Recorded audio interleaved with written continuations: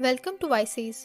आज का ये वीडियो मार्सेलस इन्वेस्टमेंट मैनेजर्स और इसके फाउंडर सौरभ मुखर्जी की इन्वेस्टमेंट फिलॉसफी और पोर्टफोलियो स्टॉक्स के बारे में है। सौरभ मुखर्जी और उनकी company Marcellus high quality small cap और मिड कैप कंपनीज पर ज्यादा ध्यान देती है। इस तरह की high quality companies strong cash flow generate कर ग्रेट फ्रेंचाइजीज बनाती हैं। ऐसी कंपनीज लोगों तक वे बेसिक प्रोडक्ट्स पहुंचाती है जिनकी उन्हें सबसे ज्यादा जरूरत है, जिससे मार्केट में इनकी मोनोपोलिस्ट पोजीशंस और भी पावरफुल हो जाती है और इनका प्रॉफिट मार्जिन भी अन्य कंपनीज के मुकाबले कई गुना ज्यादा रहता है। मार्सेलस सिर्फ उन कंपनीज पर फोकस करती है जिनका CAGR यानी कंपाउंडेड एनुअल ग्रोथ पिछले 5 से 10 सालों में एटलीस्ट 20 से 25% तक रहा हो। आई एम श्योर आपने कभी न कभी स्लीपर्स या फुटवेयर्स जरूर खरीदे होंगे। फुटवेयर्स की एक फेमस इंडियन ब्रांड है रिलैक्सो। आज की बात करें तो रिलैक्सो इंडिया की लार्जेस्ट फुटवेयर मैन्युफैक्चरिंग कंपनी है। इसका मार्केट कैपिटल 30,000 करोड़ से भी ज्यादा का है। सौरभ मुखर्जी इसका एग्जाम्पल देते हुए बताते हैं कि ये कंपनी अमेजन पर एक पेयर ऑफ स्लीपर्स 93 से 109 रुपीज में बेचती है। इतने कम प्राइस में स्लीपर्स सेल करने के बावजूद रिलैक्सो की प्रॉफिट मार्जिन है 35%। अमेजन या किसी भी और ई-कॉमर्स साइट पर कोई भी ब्रांड अपनी क्वालिटी मेंटेन करते हुए इतनी कम रेट में इन्हें सेल नहीं कर सकती, और अगर कोई न्यू कंपनी ऐसा करती भी है तो उससे या तो इस न्यू कंपनी को कोई प्रॉफिट नहीं होगा या फिर इसका प्रॉफिट मार्जिन बहुत ही कम होगा। मार्सेलस रिलैक्सो जैसी कंपनीज को बेहद पसंद करती है जो फ्री कैश फ्लो मेंटेन रखती है और जिनका प्रॉफिट मार्जिन पिछले 5 से 10 सालों में अच्छा रहा हो। पिछले 10 सालों में रिलैक्सो की compounded profit growth 27%, return on equity 22% और स्टॉक प्राइस CAGR 57% रहा है। इसका करंट ROCE 26% और ROE 20% है। फाइनेंशियल ईयर 2021 में इसका फ्री कैश फ्लो लगभग 390 करोड़ था।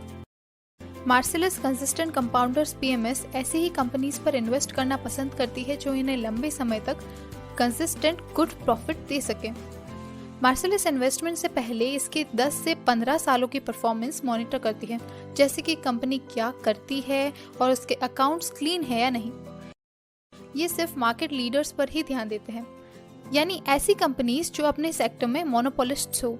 मार्सेलस के अपने कई पैरामीटर्स और चेकलिस्ट्स हैं जिनसे ये फाइंड आउट करते हैं कि कोई भी कंपनी अपने सेक्टर में मार्केट लीडर क्यों है और कब तक ये कंसिस्टेंट प्रॉफिट दे पाएंगी।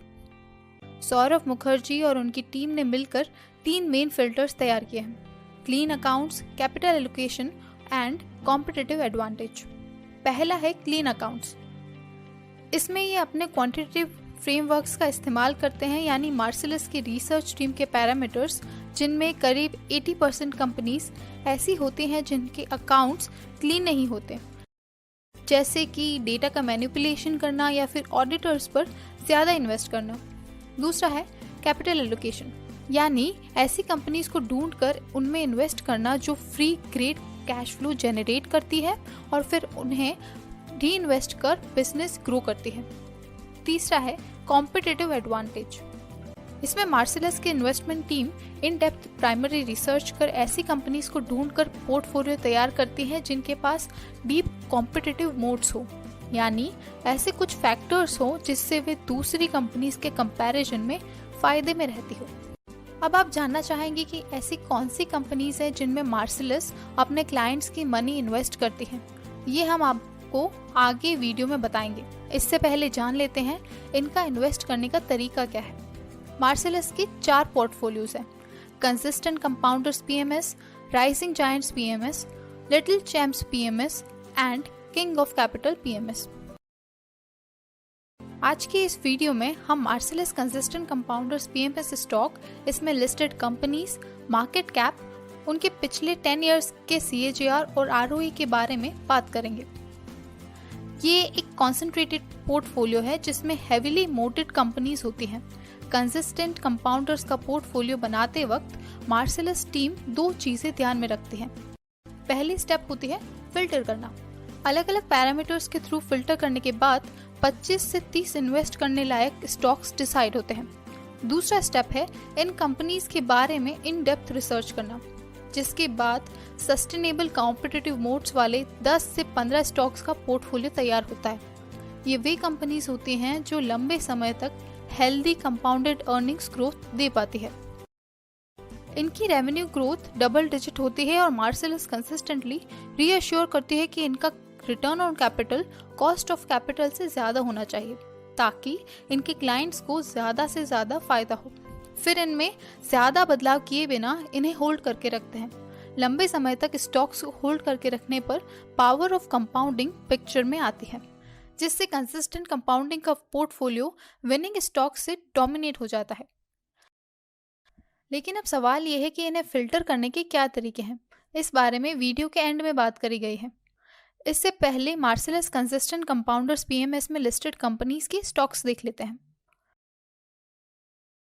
पहली कंपनी है अबॉट इंडिया लिमिटेड सेक्टर, जो कि एक फार्मास्यूटिकल्स की मल्टीनेशनल कंपनी है। इसका फ्री कैश फ्लो 700 करोड़ से ज़्यादा है, डिविडेंड यील्ड 0.74 और कंपाउंडेड एनुअल ग्रोथ 28% का है। पिछले 10 सालों में इसका आरओई 26% और CAGR 28% रहा है। दूसरी कंपनी है एशियन पेंट्स और वार्निश सेक्टर में डील करने वाली इस कंपनी का मार्केट कैपिटल लगभग 3 लाख करोड़ का है। पिछले 10 सालों में इसका आरओई 28% और कंपाउंडेड एनुअल ग्रोथ रेट 26% रही है।